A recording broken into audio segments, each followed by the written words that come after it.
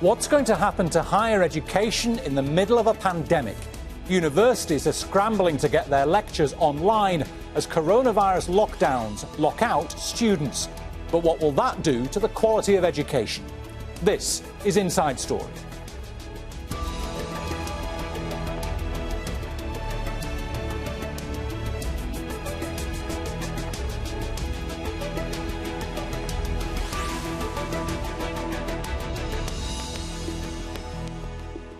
Hello, welcome to the programme. I'm Bernard Smith. The coronavirus pandemic is disrupting higher education worldwide. Lockdowns have closed university and college campuses. Classes have moved online. One of the world's most prestigious universities, Cambridge in England, is making all lectures online until next year. But can virtual classes provide the same learning experience? And should students continue to pay high tuition fees so they can sit their exams? João da Silva reports. Cambridge University has experienced plagues, wars and social upheavals over the past 800 years. The coronavirus is the latest challenge. Social distancing rules mean students and teachers haven't been on campus since the start of the pandemic. So university staff are making tough choices. All mass lectures, so really big lectures involving a lot of students, will not happen face-to-face, but will be put online. This could continue until the end of the 2021 academic year, but small group tutorials can still be held as long as students and teachers follow social distancing measures. Staff say they'll try to offer a full learning experience with as little disruption as possible. No, it's not going to feel like an online course because there will be all this other education around it. And frankly, we are in a lucky position in terms of what our education offer is. A lot of that education is based on small group teaching. And the small groups are really small. I mean, sometimes it's one-on-one or groups of 2 or 3. We can manage that. But while lectures can go online relatively easily, students studying degrees such as in science and medicine are missing out on practical class time. And students don't have the opportunity to socialize. It's a radical change to the campus experience. I think it is the best just to keep everyone safe, and maybe next year it'll be like you can have your full experience without having to worry about getting you're staying your distance from other people. So I think it'll be better in the long run. Universities are also losing a huge source of revenue. Foreign students who often pay much higher tuition fees than locals. The global tertiary education sector is estimated to be worth $2.2 trillion. But travel restrictions mean many international students can't fly back to class. Institutions in the UK and Australia are asking their governments for billions of dollars to fill the funding gap. The pandemic is forcing universities to learn a tough lesson in survival. João da Silva for Inside Story.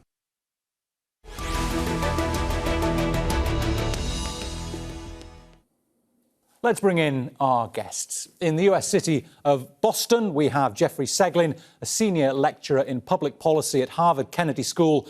He's also the author of The Right Thing, Conscience, Profit and Personal Responsibility in Today's Business.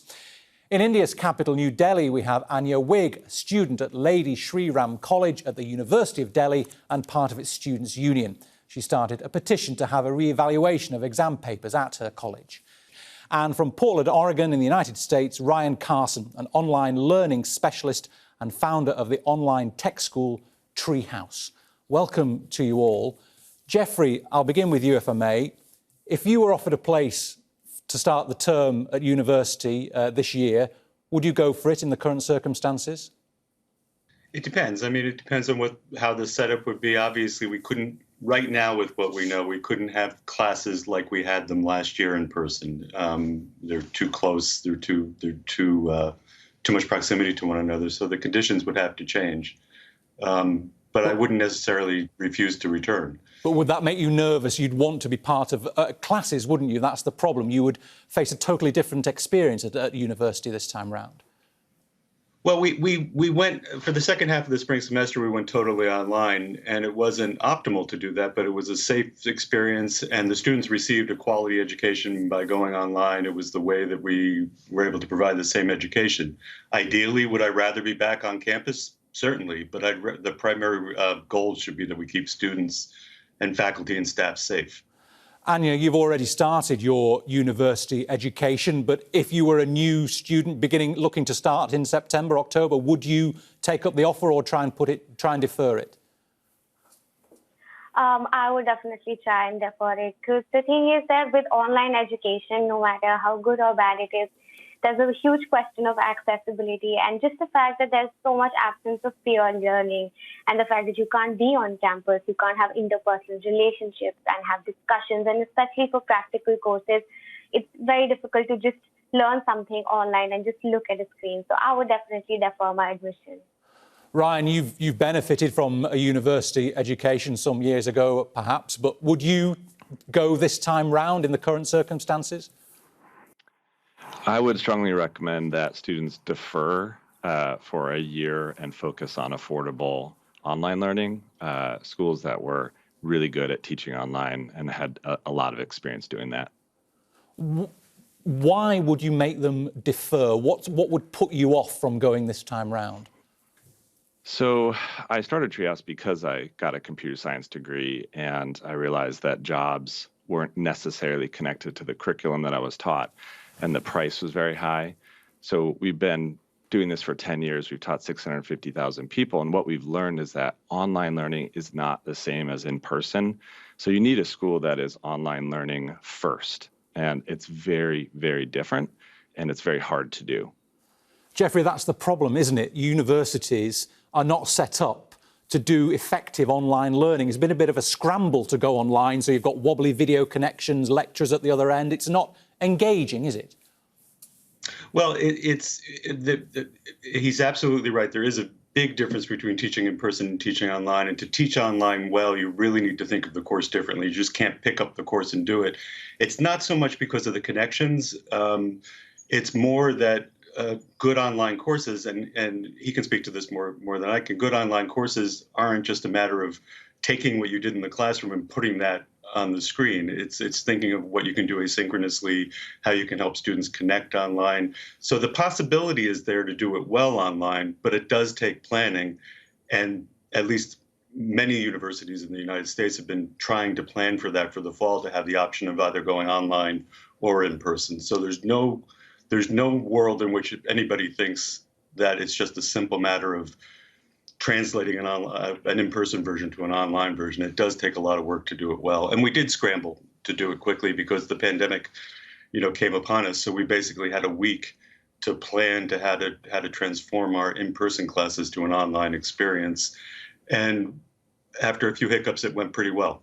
All right. Aanya, what were the challenges you were faced with when suddenly you were faced with the lockdown in Delhi? What are the main problems you've had? So there are a lot of problems since all of us come from very diverse backgrounds. It's very difficult for a university to assume that everybody has the same kind of resources, and be it just internet connectivity or be it the availability of resources and just a conducive environment. I mean, especially for even people who have special needs, it's very difficult for them to have or get access to online classes. And the fact that we assume that all of us are living in households where you can sit in a room and attend classes, but that's not the case. And just the fact that getting access to these classes and also having like a relationship with the teacher built on like an online platform, I feel that's been really difficult because not all our professors are also, are able to take online classes properly. Ryan, that's a really important point from Aanya, isn't it? Doesn't it increase the gap between the haves and the have-nots, between those who have a spare room at home, between those who have a good Wi-Fi connection and those that don't? Going online is going to increase these disparities, isn't it? It is. That's a very real concern. However, if we can reduce the barrier on the cost level, we actually increase access quite a bit. So online learning is more affordable because it's more affordable to deliver. And so that's something at least that is increasing that accessibility. But she's absolutely right. What about folks that are hearing impaired? They need closed captioning on all those videos. That's very important. We've been focusing on that for a long time. I think what schools need to understand is to do online learning effectively, you have to use a flipped classroom model, and you have to use competency-based learning, and you have to deliver that flipped classroom through 5 to 7 minute videos that are interspersed with engaging activities for the students to move forward. You have to change the way projects are graded. You have to add chat rooms and support. It's a completely different model. It took us 10 years to figure this out. I just think believing that you're going to get the same education because your university is suddenly going online, unfortunately, is not true. And I'm not anti-college. College and universities are important, but students should get what they're paying for. And just for those of us new to the idea of online learning, what is a flipped classroom? Let us understand what that is. Flipped classroom is where you're doing most of the instruction via video that you watch alone. You can rewind it, you can fast forward it, you can pause it, and then the engagement and the instruction from real folks happens over video. So you're learning through short videos by yourself, and then you're doing chatting with other students in a chat room and your teachers, versus sitting in a classroom where your teacher is teaching live. It really needs to be flipped to video that you can pause, rewind, and fast forward, and then turn in your assignments and engage with your students that way. All right. Jeffrey, Ryan mentioned that it took them 10 years to try and refine the way they taught. And in that gap, the haves and the have-nots, the gap between the haves and the have-nots will widen, won't it? There are those who just don't have the space to study, as well as those who have got a spare room, those who have a good internet connection, that sort of thing. There's a big problem there, isn't there? That is a real problem. That is a real issue. I think the pressure is there to make sure that people have access both to a laptop and have a steady connection. I think one of the things with the flipped classroom is exactly right. And even in-person colleges have been doing that. We've been experimenting with that for many years as well, where we have students doing the work on the outside of the class.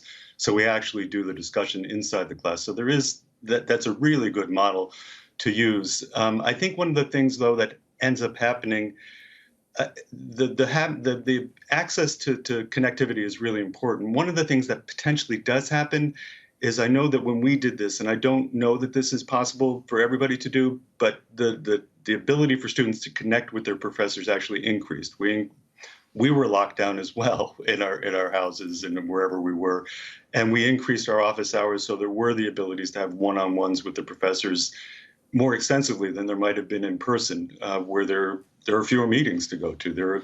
We're actually there, and we realize that the dedication to the student becomes more important. So I know that my access to students was increased during the second half of the spring semester, and it's just easy to connect. And I think Ryan could probably speak to that.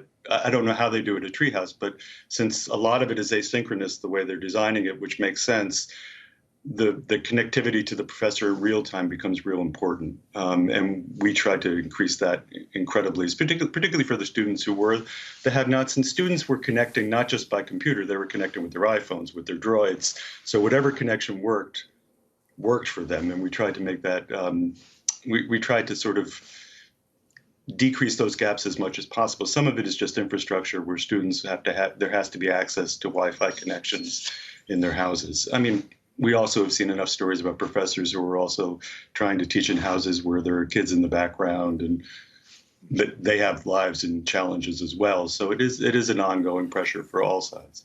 Aanya, at the University of Delhi, have you been able to get better access to your professors as a consequence of this? Have they managed to work around the lockdown? What's happened? So the thing is that I think we've always had pretty good access to our professors, but the only thing is that you would want to access your professors once you have a doubt, and you would only have a doubt if you have access to resources or to their lectures or to the study material. So for most of us, when we don't have access to internet, or when we don't have time, or you're too busy doing household chores, you don't really have time to connect with your professors. And I also feel that, although I do understand that professors are very vigilant and they're always active, it also does put some kind of pressure on the professors to always be on call, or to always be on their phones or WhatsApps or whatever social media platform is being used. But I feel there's more of a gap between our professors and us now, because this online learning seems so formal, and not all of our professors are anyway taking classes. So you're so hesitant that you don't want to disturb them, or do you even have a doubt? how do you even have a doubt when you don't have resources? So it all comes down to this increasing distance between the haves and the have-nots, and the privileged and people who are more marginalized. Ryan, you mentioned this 10-year period it took for you to refine what you do. Major academic institutions are going to have to move a hell of a lot quicker than that. What are the main mistakes they make when they try and go online? What have you learned? We've learned it's very important to record your video lessons in 5 to 10 minute sections and completely flip the classroom. We've learned that you need to use tools like Slack for chatting to engage with your students and become available. You can also then leverage students to help other students. A lot of the support that happens at Treehouse is student to student in Slack, where they're actually helping each other, which scales the support. It means people get responses faster. You really need to transition from a one-to-one model to a one-to-many that's asynchronous, that's flipped classroom, that's based on competency-based learning. We've spent $60 million building our platform. I mean, it's hard, and I think we're in a tight spot where universities are struggling, and it's not their fault. This was created by the pandemic, but students need to evaluate the value they're getting for their education, which is why I said defer right now, just learn online while we go through this, and then pick things back up when your university is back in person.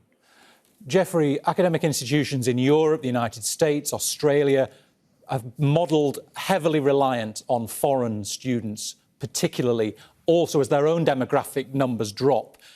Have they created a problem for themselves there? How are they going to adjust to the fact that foreign students might not turn up next year? You know, there is some talk about various models that are going on right now. Not everybody has decided what they're doing. Nobody really knows what it's going to look like in the fall, although some universities have already made a decision. So there's a possibility of being in person in the fall. There's a possibility of being all online in the fall, and then there is the distinct possibility that because of that challenge of visas and travel, that there will be some sort of hybrid. Where we will actually be trying to teach people both online and in person at the same time, which presents a whole new set of challenges, which are not insurmountable. But as Ryan points out, this is not easy.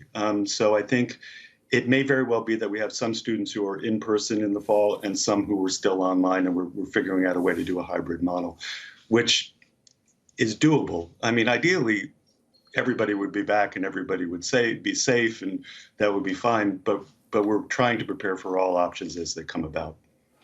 And that happened actually a little bit as we were shifting after spring break this year, which was about mid-March, where I did have one class where I had about 9 students on the screen and the rest of the class in the room. And it does, it presents an interesting challenge of being tethered to a keyboard when you're in the classroom, but it's doable. Aanya, University of Delhi is a very prestigious institution. Can you sense that perhaps that many Indian students might be less tempted to scramble to go abroad, to the US, to Europe, to Australia, and prefer to find an education at home? So, I mean, so basically I'm also a probable master's student, and I'm not even going to apply this year because there's so much uncertainty that I don't want to pay such a high tuition fee anyway. Like all of you mentioned, that tuition fee from students who are coming from abroad is much higher for locals than locals. So all of us plan to defer it. Either we're going to get work experience here in India, or are we going to join institutions here in India? Because like I said, online learning is still a very distant concept and still is quite exclusionary of a concept for everybody to have equal access. And if you're paying such a high amount of fees, and if you're paying such a high tuition fee, you'd want all sort of facilities. And it's just, you don't feel that it's as effective as in-person education. So I think most of us, and as far as I know, a lot of students have already started deferring their admission. So it seems like due to this uncertainty and the pandemic, people won't be going outside, at least next year for sure. Ryan, there was a lot of talk 10 years and more ago, excitement at the prospect of online education revolutionising education, but it never really took off. Is this, or did it? Or is this the kick it needs, you think, from this virus? Sadly, this is what I think we all needed to realize how affordable and effective online learning can be if it's done online native. So we've never taught in person. We've always been online for a decade, and I think that's why we've gotten good at it.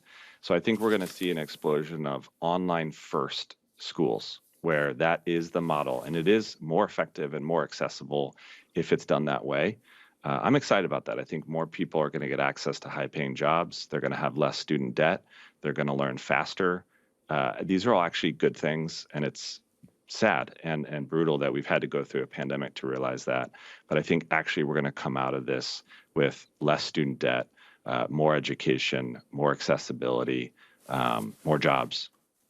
Jeffrey, Ryan sees a positive future there from online learning, but at the moment you've got students who've paid thousands and thousands of dollars for a particular type of education, for one-on-one access, for campus facilities. Yep. They're not going to get any of that. What do you say to them? How do you compensate them? Well, the campus facilities, obviously, if they're physically not here, they're not going to get that. But the one-on-one, I think I would sort of urge Aanya and other students to remember that that's what they pay us for, that one-on-one access. So when students contact me and they were reaching out to me in the second half of the semester, I did this one in person as well, but it's our job. This is our job is to do that one-on-one teaching and to do all that. That can be facilitated online. The in-person use of the libraries or use of the social events, obviously, if they're not on campus, they can't do that. One of the things that's been interesting for me, at least, is that moving over to use a variety of different technological tools to sort of reach the class and figuring out how to do that and how to break apart and restructure the class and reach students and teach and reach the course objectives and use that as the primary goal. Some of that has actually been fun. And so, something I find myself saying, which is unfortunate, is that if it weren't for the pandemic, this would actually be fun. It is enjoyable to try to teach in a different way and to help people learn in a different way and reach the same course objectives. But the access to the professors really shouldn't change. And the technology, because many of us who are doing it, a good portion of our classes in real time still, not as much as we would have if we were in physical place, that access to professors should increase rather than decrease, because the technology shouldn't make that harder to do. I think it's just a matter of getting that message across to students clear. And some of that is could be a cultural difference, where a sense of, it's not my right to contact a professor. They should just remove that from any thinking, because that's our job. Our job is to provide a strong education to our students and to reach the course objectives. And any student who wants access to their professor should be able to get it. Aanya, what sort of challenges has the lockdown had on your education, do you think? How have you felt affected by what's happened? So I personally feel that it's taken a toll on all our mental health.